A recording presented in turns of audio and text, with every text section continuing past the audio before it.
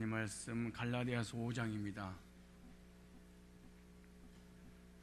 갈라디아서 5장 22절부터 23절까지 두 절만 읽겠습니다. 시작.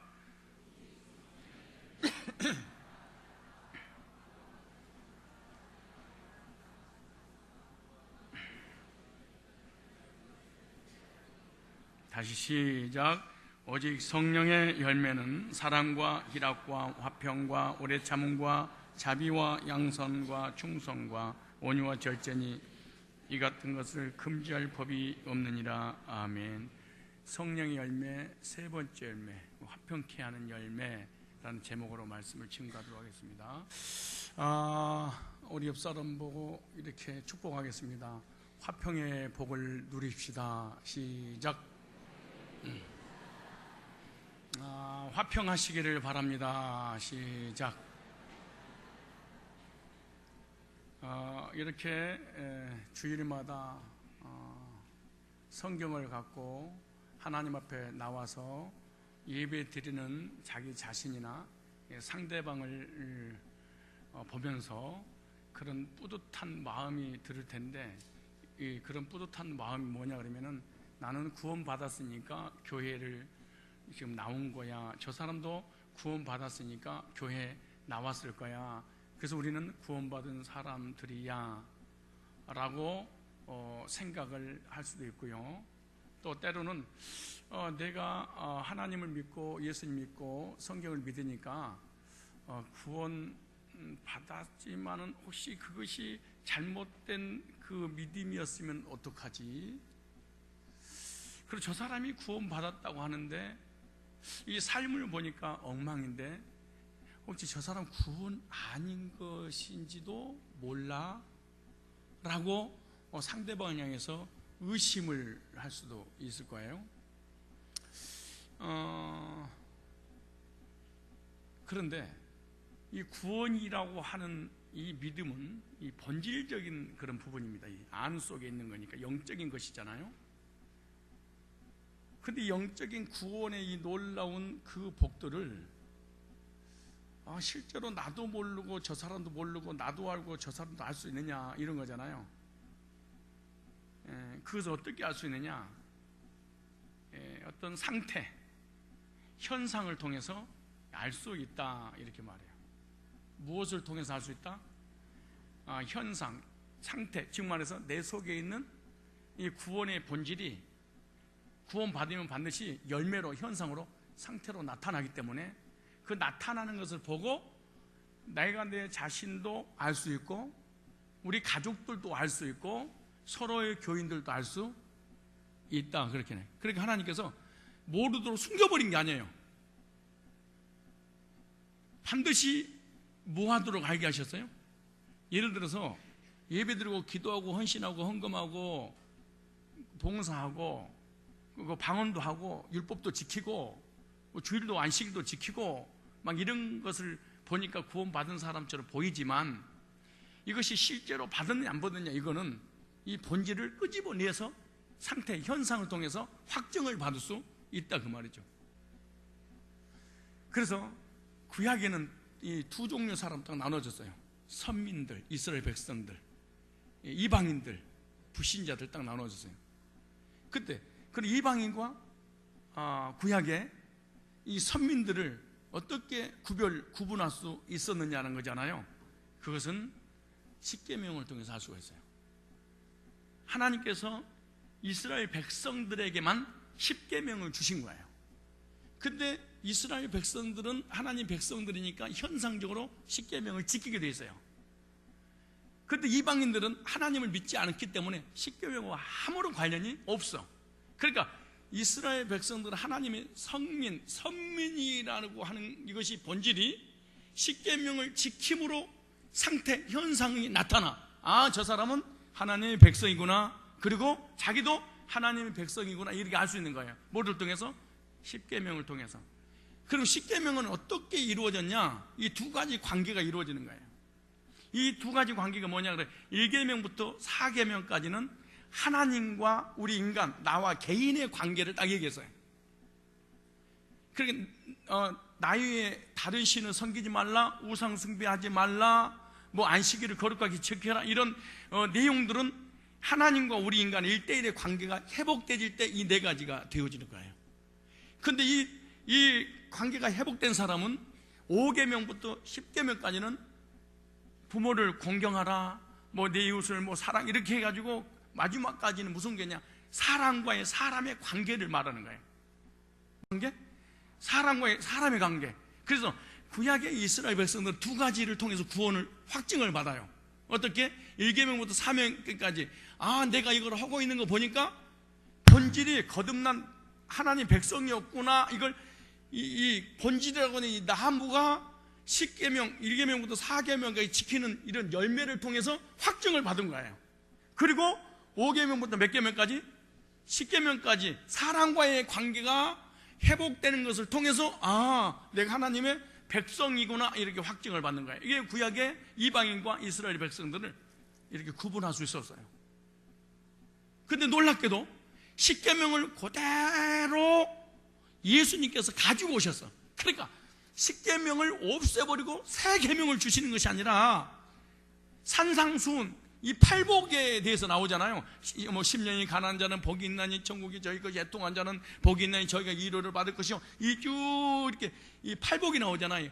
이 팔복은 1복부터 시작해서 4복까지가 하나님과 나와 관계를 얘기하는 거예요.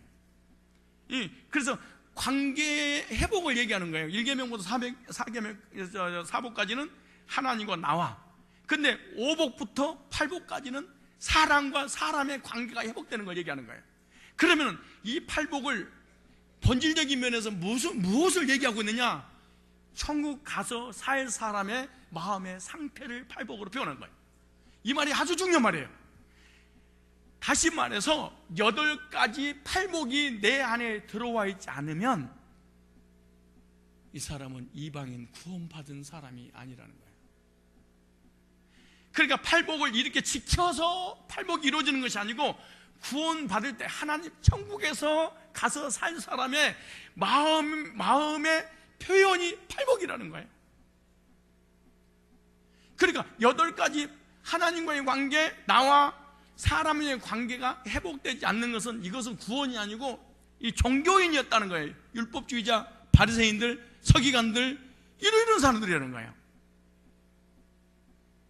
그런데 더 놀라운 일은 예수님께서 이 땅에 오셔서 십자가 사건이 세로와 가로, 수직과 수평으로 되어 있어요. 하나님과의 잘못된 관계를 회복시켜 주시려고 예수님이 나를 만나려고 오셨잖아요. 그리고 구원받은 거예요. 그 다음에 수평적하게 내 이웃을 내 몸과 해서 사람과의 관계, 이 2가지가 마이너스 인생이 플러스 인생으로 바뀌는 것, 하나님이 더해주고 사람이 더해지는 것, 이것이 뭐냐? 본질적인 구원이 상태로, 현상으로 나타난 것을 통하여 하나님 백성을 확증시키는 거예요.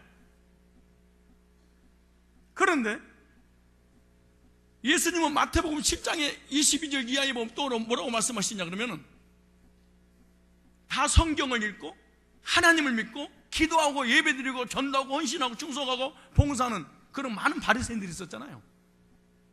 3일 한 번씩 금식하고 헌금 안 떼어먹고 성경을 구구절도 다 외우고, 그러니까 자기는 하나님 백성이라는 거예요. 그때 예수님께서 뭐라고 말씀하시냐 그러면은, 하나님의 백성이라고 하는 본질이 현상으로 나타날 거야. 그것이 나무와 열매의 관계를 말씀하시는 거예요. 좋은 나무는 좋은 열매를 맺고, 나쁜 나무는 나쁜 열매를 맺을 것이. 무슨 말이냐? 나쁜 나무는 열매 자체가 하나님 관계와 사람 관계가 잘못될 거야. 이것을 보면서 그 나무를 분별해라, 그 말이에요. 참 중요한 말이에요. 그러니까 나무라고 하는 이 본질을 보면은 하나님 백성인지 아닌지, 구원 받았는지 안 받았는지 알 수 없을 수 있다는 거예요. 그리고 잎사귀만 봐도 잘 모른다는 거예요. 근데 언젠가는 그 나무가 열매를 맺을 거라는 거예요. 그러니까 예수님을 믿는 하나님의 백성이 나무라면, 좋은 나무, 구원받은 나무라면은 반드시 뭐요? 이단이 빠지면 이단이 열매를 맺고, 하나님과 깨지고 사람과 깨지고 자신과의 관계가 깨질 거 아니냐. 율법주의다든가 신비주의도 마찬가지고. 그러니까 나의 구원의 상태라든가 상대방의 구원을 알려면 어떻게 할 수가 있다? 열매를 보면 알 수 있다는 거예요. 그러니까 그가 하는 꼬라지를 보면 이 사람의 속성을 알 수 있다는 거예요. 근데 우리는 그걸 개의치 없어. 야, 주여 믿습니다, 하나님 믿습니다, 이러면 구원이라고 생각해. 근데 이론적인 구원은 상태가 절대로 좋지 않는다. 안 바뀐다.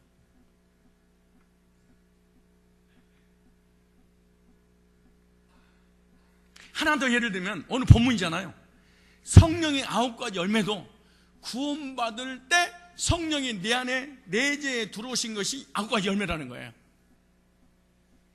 그 거듭날 때 성령의 9가지 열매를 가지고 들어와서 때가 되면은 이 열매가 그대로 9가지 열매가 맺어지는 거 보면서, 아, 이 사람이 성령 받은 사람이구나, 거듭난 사람이구나, 하나님의 자녀구나, 이렇게 알 수 있다는 거예요. 제가 구약부터 신약까지 아주 중요한 핵심 키워드들만 제가 말씀을 전했어요. 십계명이나 팔복이나 십자가나 예수님께서 나무의 열매를 통해서 나무를 알 수, 현상을 통해서 본질을 알 수 있다는가, 성령의 9가지 열매도 사랑과 희락과 화평은 하나님과 너와의 관계란다. 성령이 오시면 하나님과 너와의 관계가 회복될 거야, 그 말이에요. 회복되면 어떤 일이 벌어지냐? 사랑과 희락과 화평의 열매가 맺어질 거야, 이렇게 말하는 거예요. 오래 참음과 자비와 양성, 뭐예요 이게? 사랑과의 관계가 회복될 거야. 수직과 수평의 관계를 분명하게 해놨어. 충성, 온유, 절제, 너와 네 자신과의 관계가 아니겠니? 그러니까 우리는 굳세어라 금수나 기도하고 예배드리고 막 헌신하고 충성하고 막 이러니까 내가 하나님 백성들, 여러분 우리들보다 믿음이 더 좋았던 사람이 초대교회 율법주의자들이었어요. 바리새인들, 설교관들. 우리보다 헌금 더 많이 하고요. 그럼 10의 9조를 했어요. 우리는 10의 1이라도 다들 긴장하고 어머나 또니 막 이러잖아요. 그러니까 누가 몇 장 몇 절을 붙잡고 있었는데 구원받았고 나는 교회 다니니까 구원받았다 속으면 안 돼요. 그 사람의 열매를 보고 그 사람의 나무를 알게 될 거다.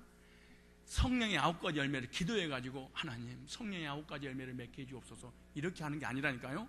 구원받으면 9가지 열매를 가지고 들어와서 이 9가지가 현상적으로 드러난다니까. 이 드러남을 통해서 이 나무는 좋은 나무구나 알 수 있는 거지. 그러니까 교회 다닌다고 해서 다 구원받고 거듭난 것이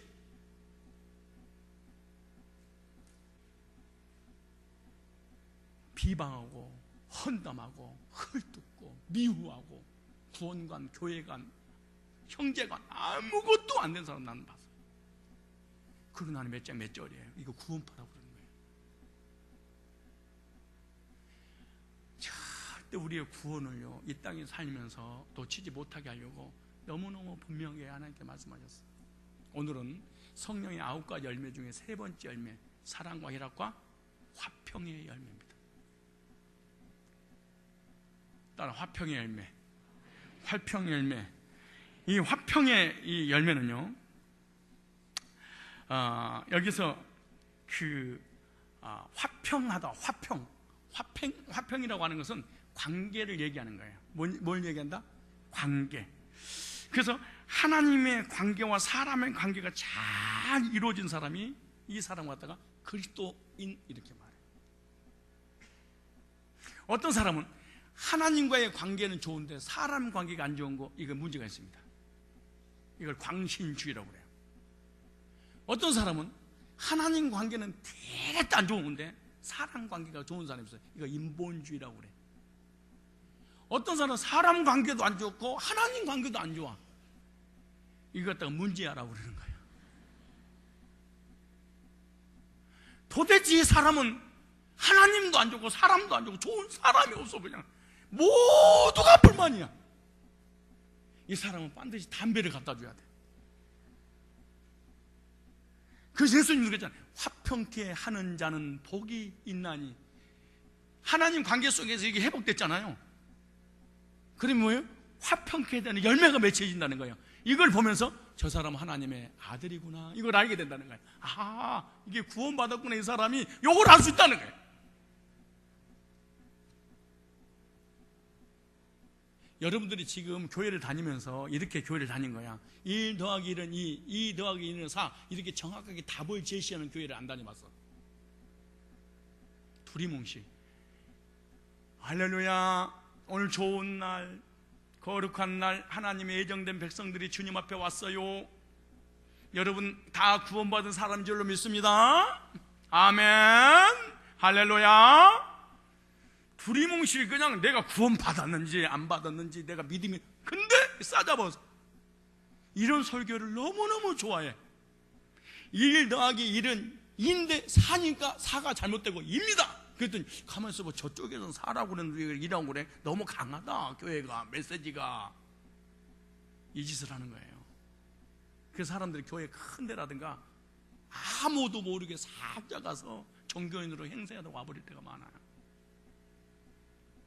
화평케 하는 자, 화평케 하는 자, 화평을 만드는 자, 화평을 이루는 자, 화평케 하는 자. 갈라디 5장 17절도 성령의 열매는 화평의 열매라, 이렇게 말해요. 우리가 살고 있는 이 시대는요, 화평이 없는 시대입니다.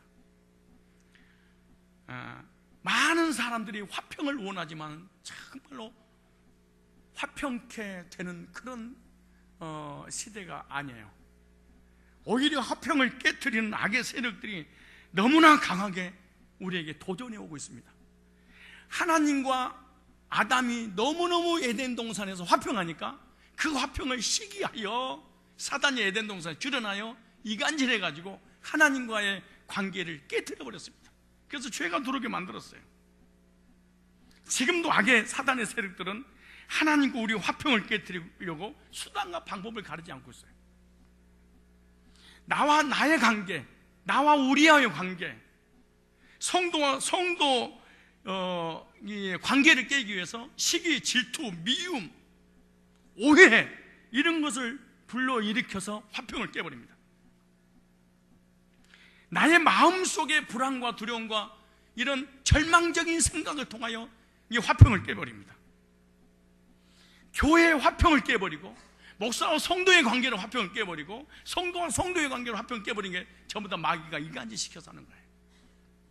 가정의 화평을 깨뜨리고, 사회적인 공동체 화평을 깨뜨리고, 개인의 화평을 깨뜨리는 것이 마귀의 역사입니다. 그런데 여기서 중요한 원리 하나를 꼭 우리가 믿고 나가야 되는 게 뭐냐고 오늘 찾아보세요. 고린도전서 14장 33절, 이걸 암송하세요. 문제와 사건과 여러 가지 상황을 만나거나 내지는 어떤 이론인적이고 논리적이고 합리적이고 설득력 있고 자기 주장이 아무리 진리처럼 보인다 할지라도 오늘 이 고린도전서 14장 33절에 입각하지 않으면 그 사람을 이단으로 보거나 하나님 백성으로 보지 않아야 됩니다. 아무리 그 사람이 나라를 사랑하고 나를 사랑한 척 해가지고 관계를 깨버리면 이 사람은 하나님 백성이 아니에요. 보세요, 고린도전서 14장 33절 보세요. 본인도 거듭난 사람이 아닐지도 모릅니다. 이것이 아니면 보세요, 하나님은 어지러움의 하나님이 아니오 오직 화평의 하나님이시라.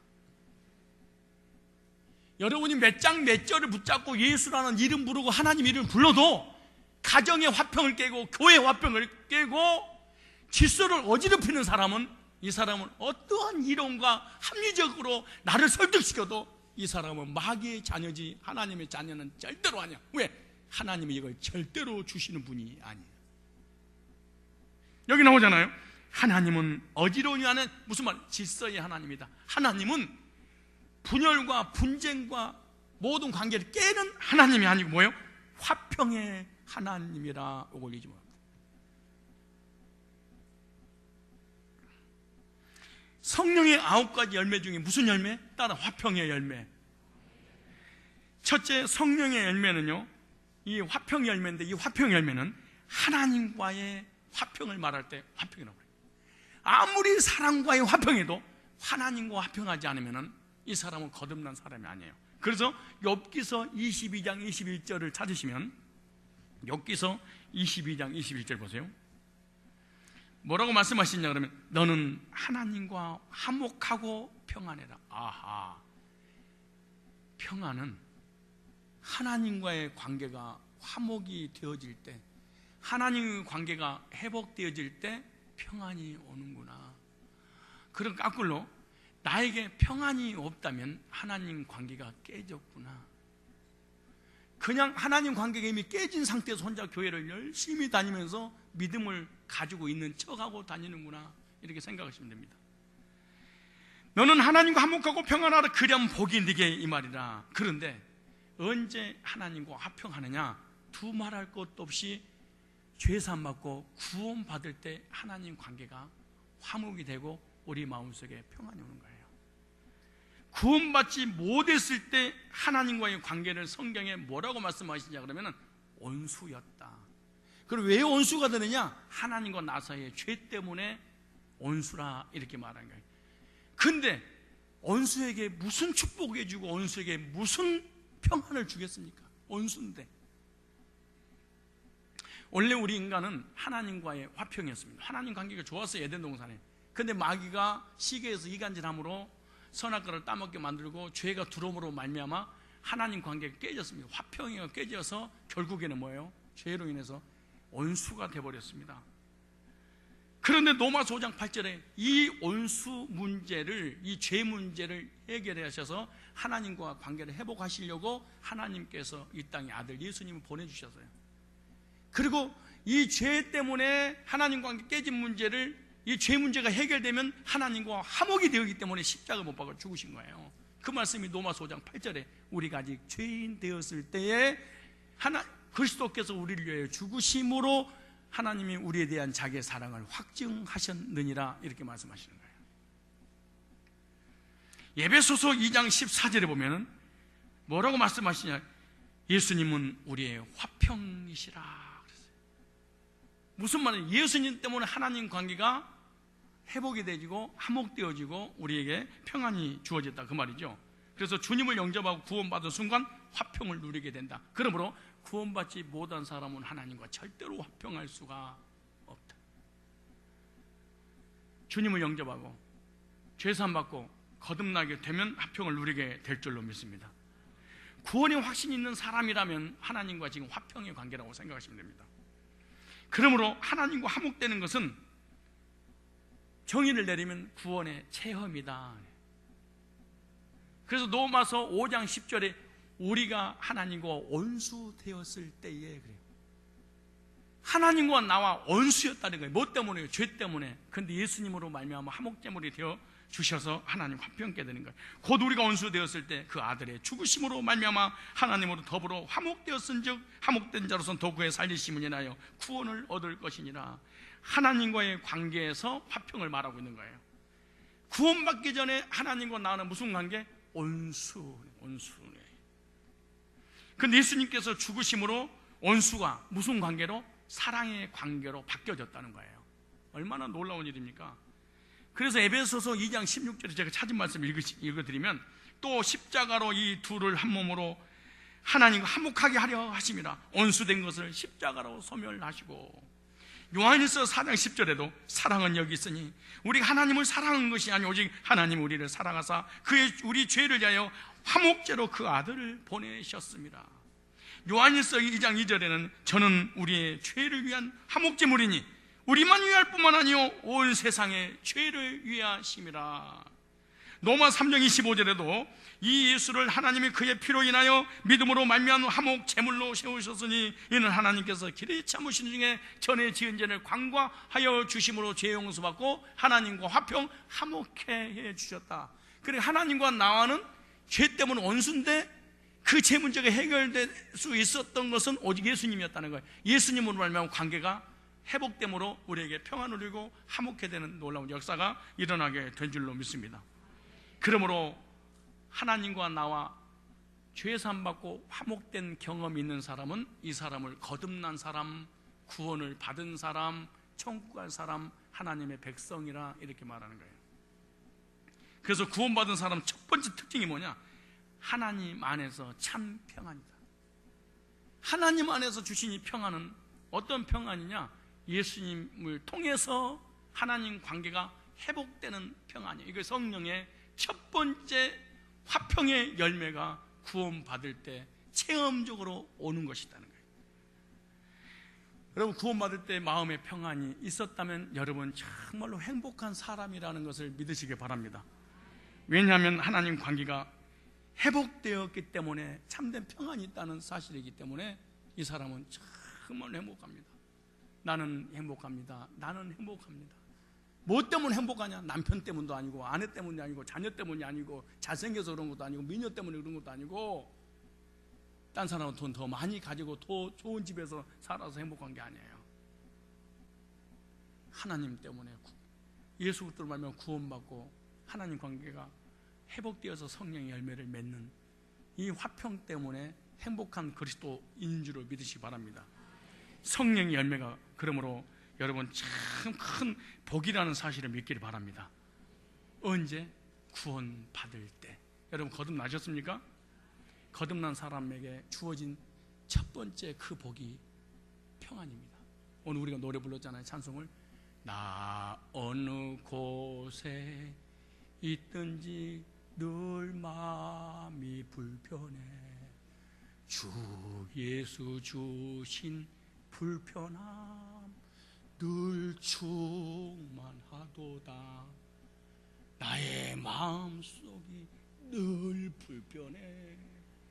나의 마음속이 늘 불편해. 악한 죄 파도가 많으면 나의 마음이 늘 불편해.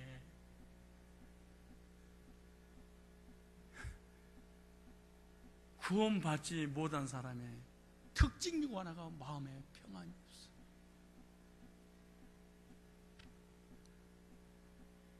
목사님, 난 평안이 있는데요. 그 평안은요, 구원받지 않는 사람에게 오는 평안은 절대적 평안이 아니고 상대적 평안이에요. 절대적 평안과 상대적 평안이 어떻게 다른 줄 아세요? 절대적 평안은 어떤 상황과 어떤 환경과 어떤 문제, 어떤 질병, 어떤 고난 가운데도 바뀌지 않는 것. 상대적 평안은 뭔 줄 아세요? 저 사람보다 내가 공부를 더 했어. 까불고 있어, 새끼가. 너 I'm a boy 알아? 보이 같은 놈. 늘 상대적이야. 비교해서. 너 아파트 몇 평 사냐? 나는 그대가에서 살아. 그것도 내 거야. 자의. 물질, 명예, 권세, 외적인 현상들이 상대방하고 비교해 보니까 내가 좀 더 우월해. 그리고 또 핑계를 대는 거예요. 하나님께서 오늘도 저놈보다 더 잘생기게 해주셔서 감사합니다. 딴 놈들 다 대학 떨어졌는데 우리 새끼 대학 붙여주셔서 땡큐입니다.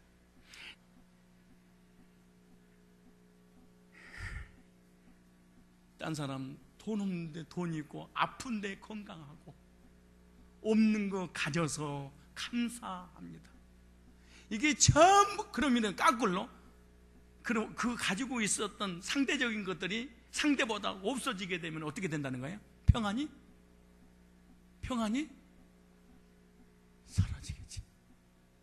여러분이 지금 구원을 받은 사람도 있고 안 받은 사람도 있지만 여기서 교회 다니면서 버틸 수 있는 능력이 뭔 줄 아세요?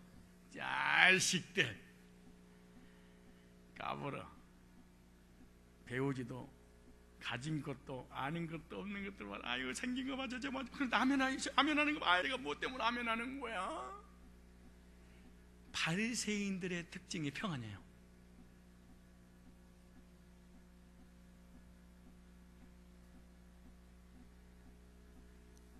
절대적인 평안은요, 어떤 환경이라든가 사건에 제한되거나 바뀌지 않는 것, 구원받은 순간에 영원히 사라지지 않는 것, 이게 하나님 주신 평안이에요. 물질이 있든 없든, 가정에 문제가 있든 없든, 이거 갖다 성도들이 절대 잊어버리지 말아야 될 그 중에 하나가 뭔지 아는 기본적 감사로. 구원받으면 특징이 하나, 원망, 불평이 사라져. 참 이상해. 원망, 불평이 사라져. 적들이 없어져. 나의 마음속이 늘 평안해. 나의 마음속이 늘 평안해. 악한 죄 파도가 많으나. 구원받고 성령 충만한 은혜 받고 마음 평강 있잖아요. 남편이 때리잖아요. 맞받아 안 쳐. 남편이 치면 받고 때리고 이러잖아. 밑에를 치면 내려서 깔고 뭉개고 이러지 않아요. 그러잖아요.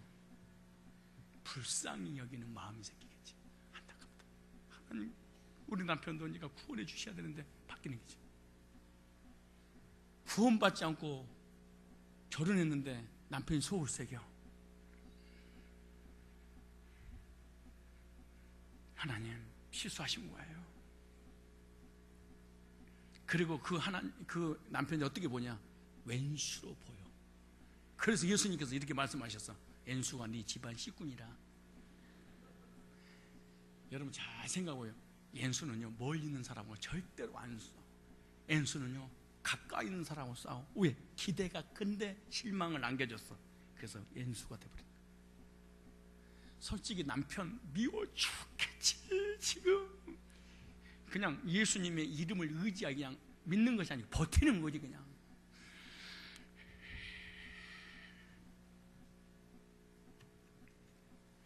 여러분, 상대적인 복을 받았습니까? 절대적인 복을 받았습니까? 절대적인 복을 받은 사람은 상대적인 복 때문에 좋았다, 기뻤다, 싫었다, 슬펐다 막 이러잖아요. 진짜로 이거는 구원받으려는 평안이니까.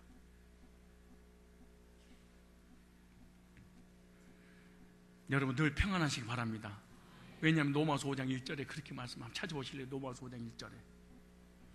그러므로 우리가 믿음으로 의롭다 하심을 얻었은즉, 원수되었던 그 관계를 예수님으로 회복되어서 그 사실을 믿었어. 그러면 어떻게 되냐? 우리 주 예수 그리스도로 말미암아 하나님과 더불어 화평을 누리자. 예수 외에는 절대로 마음속에 평안을 찾을 수 없고 회복된다는 게 불가능한 일이다. 사람 때문에 교회 다니고 목사 때문에 교회 다니고 물질 때문에 교회 다니는 사람은요, 그 관계가 깨지면 교회도 떠나고 모든 관계를 한순간에 끊어버려요.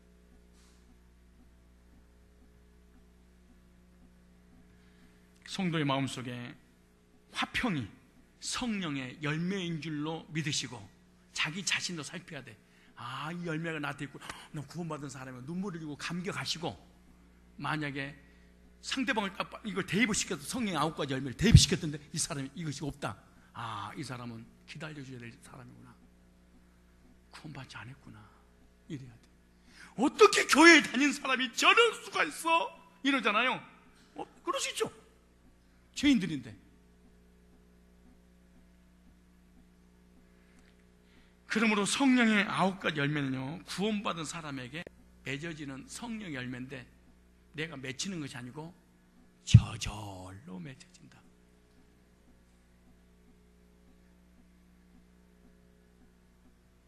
계속해서 말씀을 드린 거지만 능동사가 아니고 수동사다. 내 속에서 그냥 이루어지는 것, 나타나는 것. 언제? 성령이 내 안에 들어올 때. 성령의 속성 중에 그 하나가 뭐냐? 화평이라는 속성이야. 하나님과 자신과 화평케 되는 복. 이것이 죄사함 받을 때 죄사함 받은 성도들에게 주시는 그 열매가 화평의 열매다. 마음속에 화평이 있어야 그 사람 행복하게 되고, 이 땅에 살면서 행복하게 살게 된다는 사실을 깨닫고, 정말로 구원받지 못했으면 구원의 소식을 듣고 거듭나서 화평의 열매를 맺는 하나님의 속성이 임하는 그 축복을 받기를 바랍니다. 따라 화평은 성도의 최고의 복이다. 이것보다 더 큰 복은 없어. 이 복을 지한 모든 복은 이 땅에 다 내려놓고 가야 돼.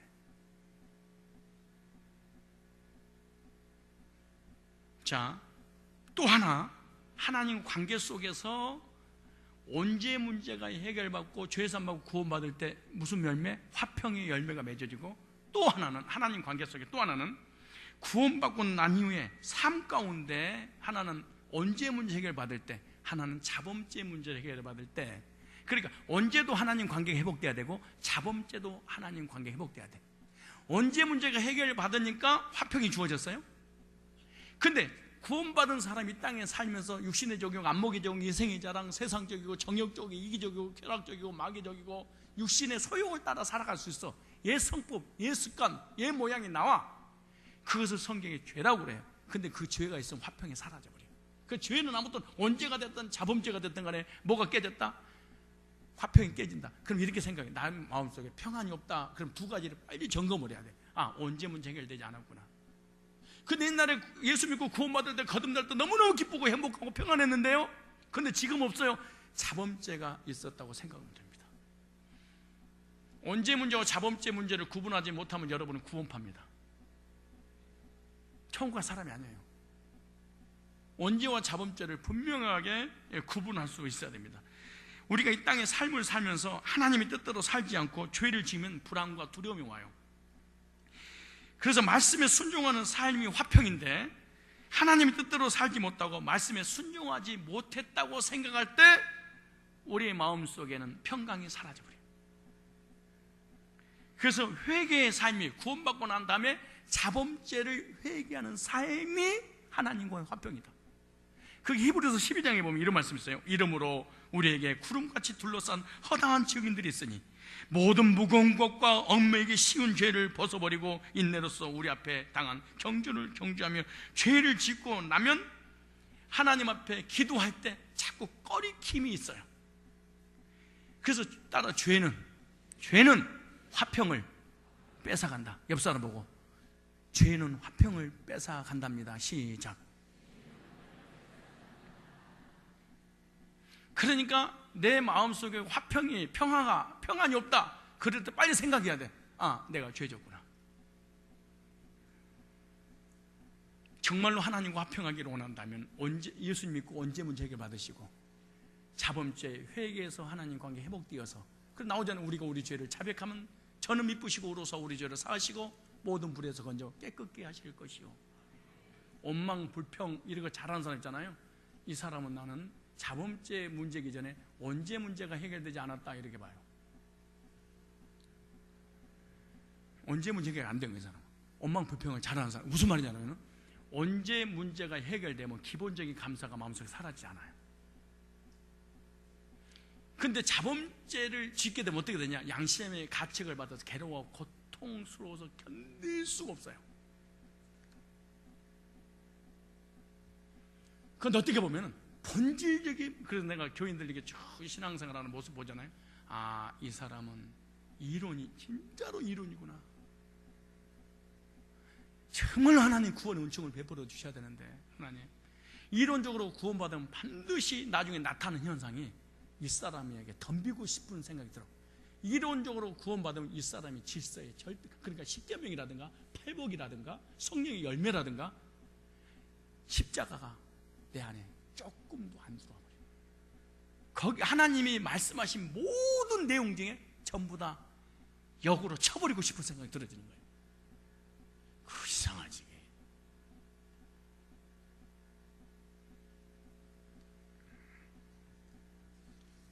두 번째, 성령의 세 번째 열매는 자신과의 화평입니다. 누구와 관계? 자신과. 구원받을 때 하나님과의 화평. 두 번째, 내 자신과 자신에게 화평의 역사가 일어나. 여러분 너무 열등감 충만하고 우울증 충만하고 이거 진짜 심각한 거예요. 열등감, 상처 많이 받고 이런 사람의 특징이 뭔 줄 아세요? 다른 사람을 괴롭혀요. 다른 사람을 절대로 가만 놔두지 않아. 목사님들은 많이 배우고 가진 게 많고 똑똑하면 열등감 없나요? 아니, 많아요. 가졌다고 못 가졌다고 배웠다고 못 배웠다고 그래서 열등감이 있고 그러는 게 아니에요. 열등감이라고 하는 건 상처 때문에 오는 건데, 상처는 비교의식에서 오는 것인데, 비교의식이 강하게 되면, 이렇게 자라와 버리게 되면요, 이게 사라지지 않아요. 그래서 우리 청년들 사회 가면서 꼭 그러죠. 며느리 될 사람이라든가 사위 될 사람이 열등감 충만한 상태에서 결혼한다, 좀 노처녀로 좀 오래 살아도 이거 상처 치료받지 않고 결혼하면요 평생 동안 죽어야 돼. 얼마나 고통스럽고 괴로운지 몰라. 평생 그 길을 가야 돼. 왜냐? 밖에서 일어나는 모든 일들을 집안에서 풀어야 돼. 자기 남편과 아내한테. 우리 엄마가 그랬어. 우울한 여자하고는 절대로 결혼하지 말라고. 우리 아빠가 그랬어. 우울한 놈을 사귀로 들이지 않겠다고.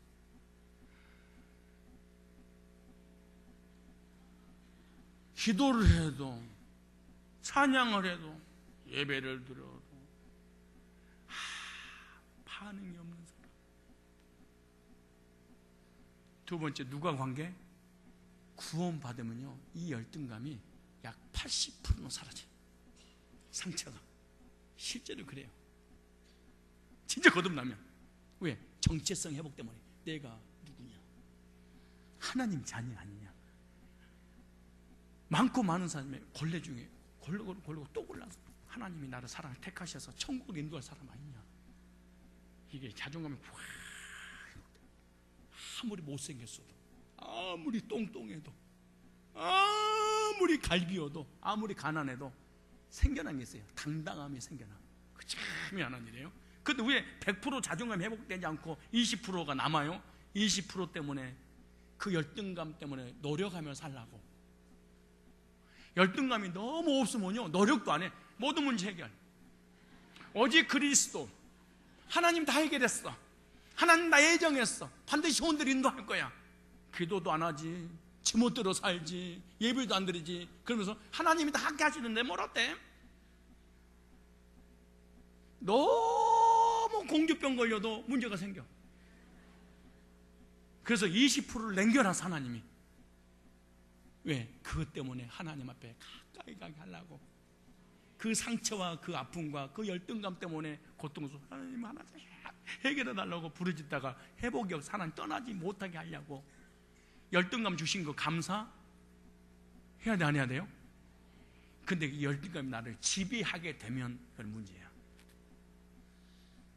다른 사람도 괴롭히는 일이 벌어지게 돼요. 요한복음 14장 27절 한번 보세요. 요한복음 14장 27절.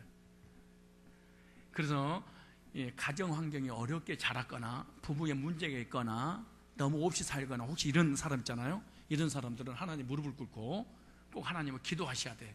하나님 이거 치료받고 결혼하게 해달라고. 그게 치료받지 않고 결혼하게 되면 남편은 죽었다고 봐야 돼. 나중에는 시어머니 시아버지 싸대기 때려.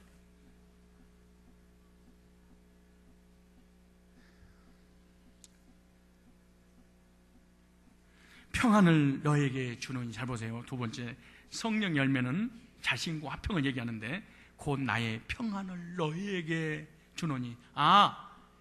예수님의 이름의 의미가 뭔지 알아요? 예수님의 속성이 평안이라는 거예요. 그리고 예수님을 믿으니까 예수님이 가지고 있는 평안을 내 안에 가지고 들어와. 이거 내 것이 아니고 누구 거? 예수님 거. 내가 너에게 주는 것은 세상에 주는 것 같지? 아니라 너희는 마음에 근심하지 말고 두려워하지 말라.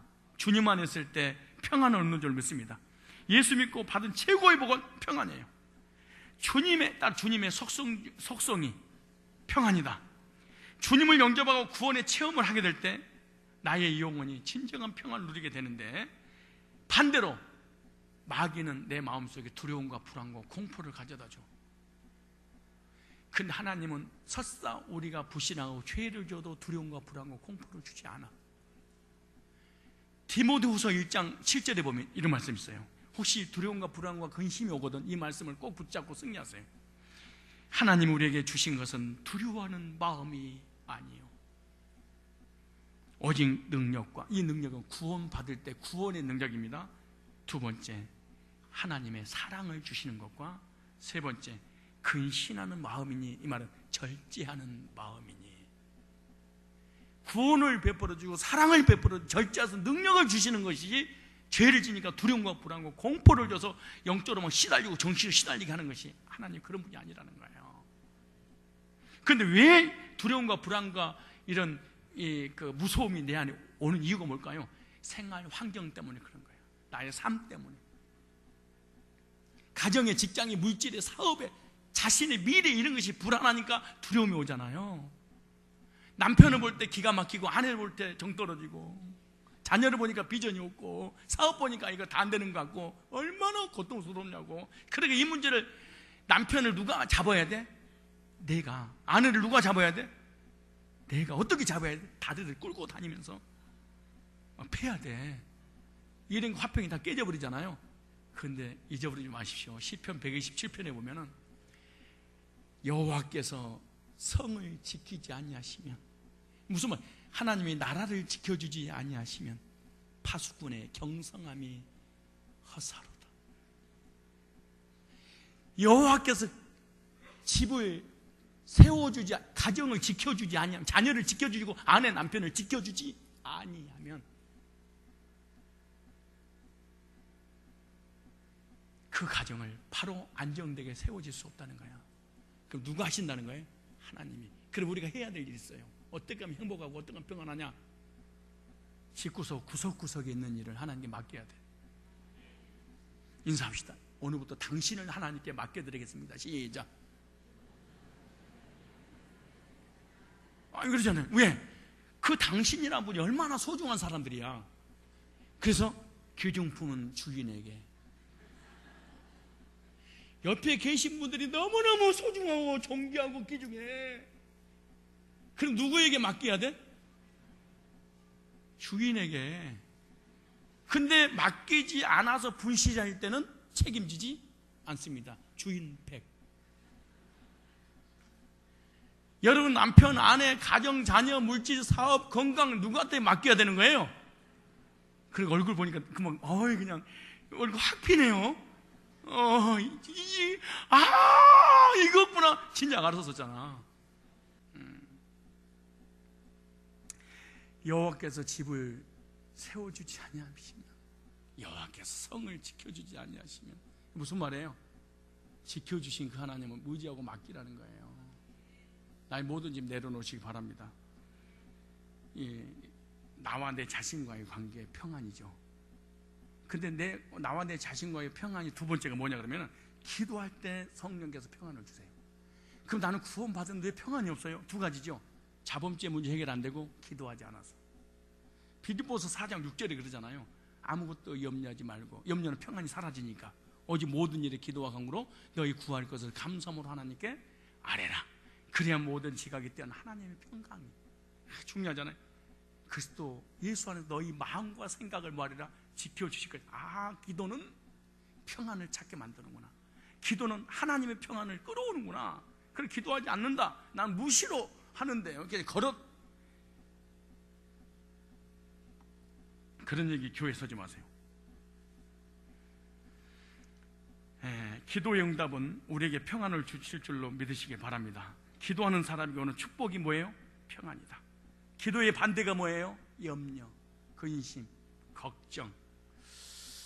그럼 언제 염려, 걱정이 되냐? 기도가 부족할 때 염려가 따라온다. 그러니까 내가 염려, 근심이 자꾸 생기지, 내 삶의 기도가 부족했구나. 그리고 기도로 돌아서면 되는 거지. 찬송가, 우리 이런 찬송가 자주 부르지 않아요? 눈물 흘리면서 주 안에 있는 나에게 딴 근심이 있으랴. 여러분 얼굴 봐봐봐. 아니, 주님 안에 있는데 딴 근심이 있으랴? 누가 근심 없으랴 하는 얼굴이에요. 우리 안에 참 평안이 있는가? 주님 안에서 기도함으로 평안을 찾기를 바랍니다. 평화의 최대의 적은 뭐냐? 하나님과의 관계를 방해하는 죄입니다. 그러나 기도의 삶을 통하여 늘 평안을 누리는 내 마음속에 진정한 안식이 있는 그런 성령의 열매를 맺길 바랍니다. 세 번째, 성령의 열매는 사랑과의 화평입니다. 그러니까 구원받은 사람들의 나타나는 특징 중에 하나가 열매이잖아요. 그것이 뭐예요? 하나님 관계가 회복되어지고 내 자신과의 관계가 회복되어지고 사랑 관계가 회복되는 것을 성령의 열매, 이 세 가지 중에 한 가지만 잘못돼도 사실은 성령의 열매는 아니에요. 근데 사람들은 하나님 관계 깨지든 말든 내 자신과 관계 깨든 사랑 관계 깨든 전혀 관계없이 그냥 교회를 다니면서 믿음 있다고 막 설정. 그게 너무너무 평안 없지, 안식은 없지, 괴롭지, 고통스럽지, 종교 생활하기가 너무너무 버겁지. 그래서 성도들하고 싸우고 목회자하고 성도하고 싸우고 막 대들고 교회가 나눠지고 이러면서 누구의 이름으로? 주님의 이름으로. 뭘? 꼭 이런 사람 특징이 뭐? 교회를 지켜야 돼. 뭐를 지켜? 네가 안 지켜도 괜찮아요. 주님이 다 지켜주세요. 여호와께서 집을 세우지 아니하시면, 여호와께서 성을 지키지 아니하시면 다 아무런 의미가 없다는 거예요. 그래서 정말 하나님 복음 듣고 구원받고 언제 문제 해결받고 평화가 넘치고 자본주의 해결받고 평화가 넘치고 하나님 관계 회복되어지고 구원받고 거듭난 순간에 주시는 하나님 진정한 평안이 지속이 되어지려면 기도를 통해서 꼭 평안을 유지하시기를 바랍니다.